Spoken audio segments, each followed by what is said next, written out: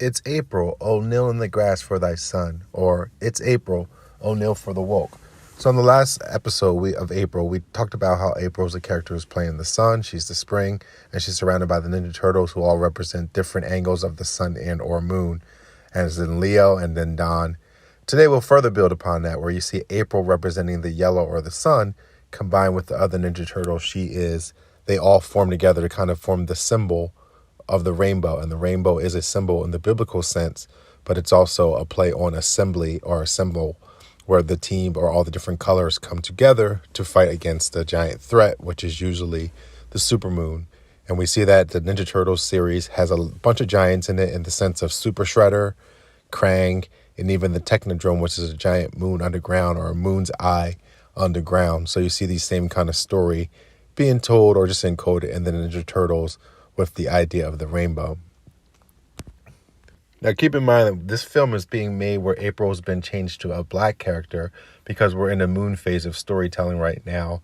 And this is even highlighted in the film where you see a lot of the villains or a lot of the theme. It's overall a darker film where it takes place at night, but it also has like a Halloween monster-like feel to it in the look of the designs of the bad guys or the redesigns of the bad guys. And that's because our world is still currently in a moon phase of storytelling. As I said, whenever you have an assembly of the rainbow, they're usually going to be fighting a titan or a giant, because a titan or a giant is the moon or the supermoon or the dark period encoded in the character. And we see in this movie, the final boss is a giant. Superfly becomes a giant to fight the assembly of the rainbow. And we see the inversion of this April O'Neil, where she's not just changed from white to black, she's changed from attractive to unattractive. And that's by design. And the changing from white to black doesn't necessarily mean one is better than the other. Like the sun or the moon is not better. They both have their positives and negatives. I don't want you to think about that, or for me, I don't want it to come off like I'm explaining it that way. I want you to understand more so that the race swapping is not done for social programming, but more so as a palette for these storytellers who are encoding the sky to tell their story on a deeper level. And for the normies, they just fall for it thinking that it's woke culture or representation. It's far from that. And as you can see, they could have went with an attractive looking April if they changed her to a black woman. There's plenty of different looks that could be attractive as a black woman as well, but they chose the overweight black woman. And this is not done because they're trying to say black is worse than white, but I'm sure that they know that this will trigger some people's minds, but more so that they're inverting or perverting ideas and concepts through this type of change. And if it went from attractive white April to attractive black April, most people would say, okay, that's almost a seamless swap. So then why? And that then why would help you to dig deeper, and you would start to see that, oh, it's more so sun and moon.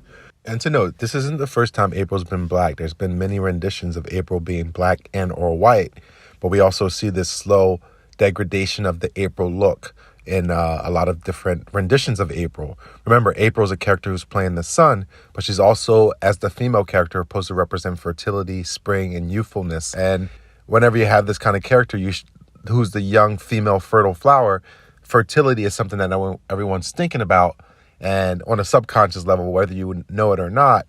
And this, you often see that with this type of character archetype, a character will be sprung. And you see the Ninja Turtles are sprung off of April, but she ends up going out with Casey Jones. But there's always this love story or love interest kind of bubbling in the background of these spring-based female characters. And we see that, there was different renditions of her where it was from black to white. But each of the renditions, it seems like they downgrade or change it a little bit, where the artwork is kind of aligns with the artwork of the Ninja Turtle series, where the first initial renditions of them, the comics or whatever, however they were first introduced, you see these detailed, cool-looking characters, and then even the animation's great in the cartoons.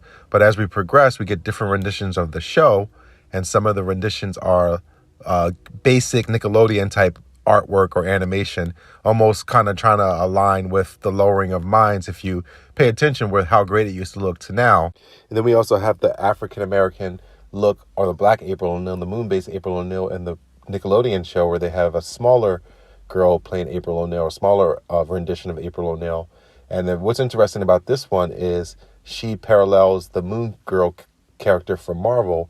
Moon Girl is also a black female who's small and paired with the giant dinosaur. Often in these moon stories, you might get different type of moon stories. Like a giant or a titan is a supermoon, and then a dwarf is a small moon. So you see that sometimes those characters are almost always, whenever you see a dwarf, you should look for a giant. Another interesting concept I like about April O'Neil, she's playing the spring, whether it be sun or moon. But in the spring, we often get the association of Friday in spring, Friday the 13th in spring. So you see her paired up with Casey Jones, where traditionally the Ninja Turtles are paired or attracted or sprung off of April. And whenever you have this kind of spring-based female character, like in Naruto, you have Sakura, who's the flower. She's sprung off of Sasuke.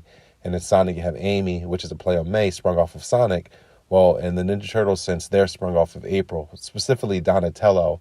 When April is the sun-based April in the original series, Donatello, which is the moon, Don is the moon, is attracted to the sun.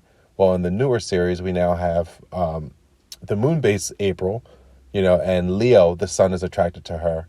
So I just thought that was an interesting play. But then also the Friday the 13th, where you have the Jason Voorhees story. Well, that character is kind of encoded in the Casey Jones being attracted to April the spring. It's April, O'Neil in the grass for thy son. It's April, O'Neil in the grass for the woke. On the next episode, we'll focus more on the rainbow, also the sacred feminine, and then also the year of the rabbit. Every jutsu has a weakness. This jutsu's weakness and risk is simply me.